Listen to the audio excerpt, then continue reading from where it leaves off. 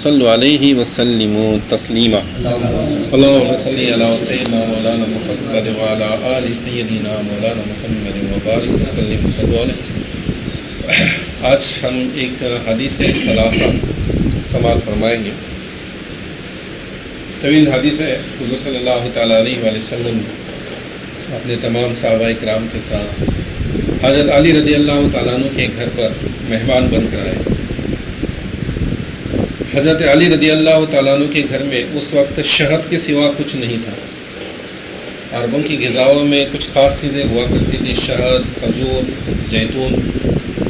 تو اس وقت حضرت علی رضی اللہ تعالیٰ عنہ کے گھر میں صرف شہد تھا اور اس کے علاوہ کچھ نہ تھا۔ تو حضرت علی رضی اللہ تعالیٰ عنہ نے ایک بڑا تشت، بڑا سا تھال لیا اور اس میں شہد ڈالا اور سب کے سامنے رکھ دیا کہ آپ اس سے تناول فرمائیں، شہد کھائیں۔ اس شہد والے تشت کو دیکھ کر رسول اکرم صلی اللہ تعالیٰ علیہ وآلہ وسلم نے ارشاد فرمایا کہ تشت جو ہے وہ چاند سے زیادہ روشن ہے اور تشت میں شہد رکھا ہے اور شہد میں ایک باریک بال نظر آ رہا ہے۔ یعنی جو تشت تھا اس تشت میں حضرت علی نے شہد ڈالا اور شہد میں ایک بال تھا۔ تو حضور صلی اللہ تعالیٰ علیہ وسلم نے اسے دیکھ کر اس کی ترجمانی اپنے حسین انداز میں اس طرح فرمائی کہ تشت جو ہے چاند سے زیادہ روشن ہے، تشت میں شہد رکھا ہے اور شہد میں ایک بال نظر آ رہا ہے۔ آپ صلی اللہ تعالیٰ علیہ وآلہ وسلم نے اس پر صحابہ کرام سے رائے طلب کی کہ مجھے یہ بہت اچھا لگ رہا ہے، آپ بتائیں کہ آپ کو کیسے لگ رہا ہے۔ تو حضرت ابوبکر صدیق رضی اللہ تعالیٰ عنہ نے عرض کی کہ دین تشت سے زیادہ روشن ہے اور دین کا مل جانا شہد سے زیادہ میٹھا ہے اور دین پر چلنا بال سے باریک ہے۔ پھر عمر رضی اللہ تعالیٰ عنہ نے عرض کیا کہ یا رسول اللہ، حکومت چاند سے زیادہ روشن ہے اور حکومت کا ملنا شہد سے زیادہ میٹھا ہے اور انصاف کے ساتھ حکومت کرنا بال سے زیادہ باریک ہے۔ پھر عثمان غنی رضی اللہ تعالیٰ عنہ نے عرض کیا کہ علم چاند سے زیادہ روشن ہے اور علم کا ملنا شہد سے زیادہ میٹھا ہے اور علم حاصل کرنا بال سے باریک راستے پر چلنے کے برابر ہے۔ اور پھر حضرت علی رضی اللہ تعالیٰ عنہ نے عرض کیا کہ گھر میں مہمان کا آنا تشت سے زیادہ روشن ہے اور مہمان نوازی کرنا شہد سے زیادہ میٹھا ہے اور مہمانوں کو خوش کرنا بال سے بھی باریک راستے پر چلنے کے برابر ہے۔ بی بی فاطمہ الزہرا رضی اللہ تعالیٰ عنہ پردے کے پیچھے سے عرض کرتی ہیں کہ حیا چاند سے زیادہ روشن ہے اور حیا کا ملنا شہد سے زیادہ میٹھا ہے اور حیا پر قائم رہنا بال سے باریک راستے پر چلنے کے برابر ہے۔ یہ گفتگو سن کر حضرت جبریل علیہ السلام نے اللہ کا پیغام پیش کیا کہ جنت کا مل جانا چاند سے زیادہ روشن ہے اور جنت کے پھل شہد سے زیادہ میٹھے ہیں اور جنت پر جانے کا جو راستہ ہے پل صراط وہ بال سے بھی باریک ہے اور تلوار سے بھی تیز ہے۔ یہ حدیث ثلاثہ جسے کہتے ہیں، ایک طویل حدیث ہے اور اس کے اندر تمام خلفائے راشدین نے اپنے اپنے خیالات کا اظہار کیا، حضور صلی اللہ تعالیٰ علیہ وآلہ وسلم نے بھی اپنے خیالات کا اظہار کیا۔ تو ہمارے اس میں بہت ساری درس والی اور عبرت والی باتیں۔ حضرت ابوبکر صدیق رضی اللہ تعالیٰ نے دین کے مطابق کہا کہ دین اسلام جو ہے وہ چاند سے بھی زیادہ روشن ہے، بہت قیمتی نعمت ہے دین اسلام، اور دین اسلام مل جانا شہد سے زیادہ میٹھا ہے، لیکن دین اسلام پر چلنا بال سے باریک راستے پر چلنے کے برابر ہے۔ دین کے اسلام پر چلنا کیا ہے؟ دین اسلام کو اپنایا ہے، ہم مسلمان ہیں، دین اسلام کے ماننے والے ہیں، تو اس کے جو فرض ہیں ہم پر اس کو فرض کو پورا کرنا ہے۔ نماز کو پڑھنا ہے، روزوں کو رکھنا ہے، شریعت کی پابندی کرنی ہے، اتنا ہم نہیں کر پاتے، اس لیے جو ہے دین کے راستے پر چلنا بال سے بھی زیادہ باریک راستے پر چلنے کے برابر ہے، لیکن چلنا ضرور ہے۔ پھر حضرت عمر فاروق رضی اللہ تعالیٰ عنہ کو ہمیشہ سے حکومت اور سلطنت کی بارے میں آپ کا خیالات کا اظہار کرتے تھے، تو انہوں نے کہا کہ حکومت کا مل جانا چاند سے زیادہ روشن ہے اور انصاف کے ساتھ حکومت کرنا شہد سے زیادہ میٹھا ہے۔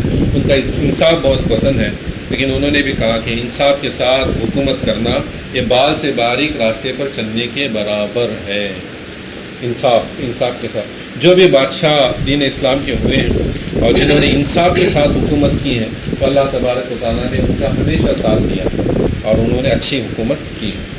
اور تیسری مرتبہ پھر حضرت عثمان غنی رضی اللہ تعالیٰ عنہ نے علم کے متعلق کہا کہ علم کی اہمیت یہاں سمجھ میں آتی ہے کہ دین اسلام کا علم چاند سے زیادہ روشن ہے، اور علم جسے مل گیا، مان لو کہ شہد سے زیادہ میٹھا چیز اس نے حاصل کر لی، لیکن علم کے پر عمل کرنا اور علم حاصل کرنا یہ بال سے باریک راستے پر چلنے کے برابر، اسی لیے محنت اور مشقت کرنی پڑی، ایسے ہی علم حاصل نہیں ہوتا، بیٹھے بیٹھے کوئی چیز ہمیں حاصل نہیں ہوگی۔ دین اسلام کا علم جو ہے سمندر کی طرح، قرآن ایک سمندر ہے، حدیث مبارکہ کا علم ایک سمندر ہے، سنتوں کے بارے میں معلومات کا ایک سمندر ہے، ان تمام باتوں میں، ان سمندروں میں غوطہ لگانا ہے اور ہمیں اپنی ضرورت کا علم حاصل کرنا ہے۔ اگر ہم تاجر ہیں، ہم بیپاری ہیں، تو شریعت نے ہمیں کس طرح بیپار کرنا ہے، کس طرح تجارت کرنی ہے، اس کے اصول بتائیں۔ اگر ہم کہیں نوکری کرتے ہیں تو ہمیں نوکری کرنے کے اصول بھی حدیث میں اور قرآن میں بتائے گئے، اسے سیکھنا ہے، اور باقی نماز، روزہ اور تمام باتوں کا علم حاصل کرنا ہے اور اس پر عمل کرنا ہے۔ اور پھر حضرت علی رضی اللہ تعالیٰ ان کے بارے میں جب بھی بات آتی ہے تو مہمان نوازی اور دوسروں کی فکر کرتے ہوئے ہمیں حضرت علی نظر آتے ہیں۔ تو حضرت علی نے کیا فرمایا کہ گھر میں مہمان کا آنا تست سے زیادہ روشن ہے۔ مہمان جب گھر میں آتا ہے تو اللہ کی نعمتیں لے کر آتا ہے، اور جب واپس جاتا ہے تو گھر کی ساری بلاؤں کو، پریشانیوں کو لے کر جاتا ہے، ہمیں وہ نظر نہیں آتی۔ تو حضرت علی فرماتے ہیں کہ مہمان کا آنا چاند سے زیادہ روشن ہے، اور مہمان نوازی کرنا شہد سے زیادہ میٹھا ہے۔ اور آخری بات جو ہے ان کے حضرت علی رضی اللہ تعالیٰ عنہ کی، حضرت علی کی 3 باتیں یاد رکھیں۔ پہلی بات کیا ہے؟ مہمان کا آنا چاند سے زیادہ روشن ہے، یعنی بہت اچھی چیز ہے کہ مہمان ہمارے گھر میں آئے۔ دوسرا، مہمان نوازی کرنا، یعنی مہمان جب آئے گھر میں، اسے کھلانا، اسے پلانا، اسے خوش کرنے میں ہمیں جو خوشی ملتی ہے وہ خوشی جو ہے شہد سے بھی زیادہ میٹھی ہے۔ جو لوگ کھلاتے ہیں دوسروں کو، ان سے پوچھیں، وہ خود بتائیں گے کہ دوسرا جب کھانا کھاتا ہے ہمارے گھر میں آ کر تو کھانے والے سے زیادہ خوشی وہ کھلانے والے کو ہوتی ہے۔ برابر ہے کہ نہیں؟ کھانے والے سے زیادہ خوشی جو ہے کھلانے والے کو ہوتی ہے۔ میں نے کھلانے والوں کو بھی دیکھا ہے، کھانے والوں کو بھی دیکھا ہے، سب کا میں نے مطالعہ کیا ہے، اور تجربے کے ساتھ بتاتا ہوں کہ جو لقمہ کھانے والا کھاتا ہے تو اسے تو کوئی کسی بات کی توجہ فکر نہیں ہوتی، بس اسے کھانا ہے، وہ کھاتے رہتا ہے، لیکن کھلانے والا اسے کھاتے ہوئے دیکھ کر خوش ہوتا ہے۔ تو مہمان نوازی کرنا شہد سے زیادہ میٹھا ہے۔ اور آگے کی بات یہ بہت اچھی بات ہے اور بار بار ہمیں نظر آتی ہے، وہ کیا ہے کہ مہمان کو خوش کرنا بال سے باریک راستے پر چلنے کے برابر ہے۔ ہم مہمانوں کی مہمان نوازی اپنے حساب سے کریں گے، اسے خوش کرنے کی کوشش کریں گے، لیکن مہمان خوش ہو کر جائے اس کی گارنٹی نہیں، کیونکہ مہمان کسی نہ کسی بات میں نقص نکالے گا ضرور۔ کتنا بھی اچھا ہم محنت کر کے کھانا کھلائیں، پنگت بیٹھے ہوگی، بات کر رہے ہیں، تھوڑا نمک پڑ گیا، کم پڑ گیا، تھوڑی مرچ زیادہ ہو گئی، اس طرح کی باتیں ہوتی ہی نہیں۔ مہمانوں کو خوش کرنا، اس لیے حضرت علی نے فرمایا کہ بال سے باریک راستے پر چلنے کے برابر ہے۔ پھر حضرت فاطمہ الزہرا نے حیا کے متعلق کہا کہ حیا جو ہے وہ چاند سے زیادہ روشن ہے، اور حیا کا ملنا شہد سے زیادہ میٹھا ہے، اور حیا پر قائم رہنا بال سے باریک یعنی مشکل ہے۔ حیا یعنی شرم و حیا، پہلے کی عورتوں میں شرم و حیا اور پردہ داری ہوا کرتی تھی، ابھی جو ہے شرم و حیا یہ عورت کا گہنا ہوا کرتا تھا، زیورات ہوا کرتے تھے۔ آج ہماری عورتوں نے جو ہے، آج کل کی جو عورتیں ہیں، انہوں نے شرم و حیا اس زیورات کو اتار کر سونے چاندی کے زیورات پہن لیے، اور پردے داری ختم ہوتی نظر آ رہی ہے، کیونکہ اچھا ڈریس پہنا ہے، 5000 6000 کا ڈریس پہنا ہے اور گہنے پہنے ہوئے، اب وہ کوئی دیکھے گا نہیں تو اس کی اہمیت کیا ہے؟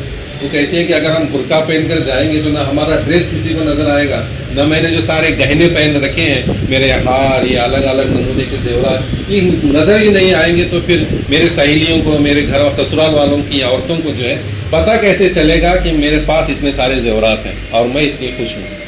تو وہ جو ہے پردے داری سے دور ہوتی ہوئی نظر آتی ہے۔ لیکن شرم و حیا جو ہے عورت کے لیے سب سے بہترین زیور ہے، اور حیا کا ملنا شہد سے زیادہ میٹھا ہے، اور اس پر قائم رہنا بال سے باریک راستے پر چلنے کے برابر۔ یہ خاتون جنت نے فرمایا۔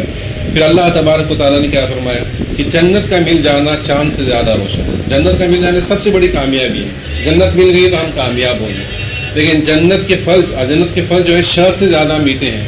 جنت میں ہمیں جو کھانے کو ملنے والا ہے، اس کی نعمتیں، اس کی لذتیں سب سے زیادہ ہیں، میٹھی ہیں، لیکن جنت پر جانے کا راستہ کیا ہے؟ پل صراط۔ پل صراط پار کرے بغیر کوئی جنت نہیں جا سکتا. اور پل صراط کیسا ہے؟ بال سے بھی باریک ہے، تلوار سے بھی تیز ہے، اور 50,000 برس کی راہ جتنا لمبا ہے. جو بھی اس پل کو پار کرے گا وہ جنت میں جائے گا.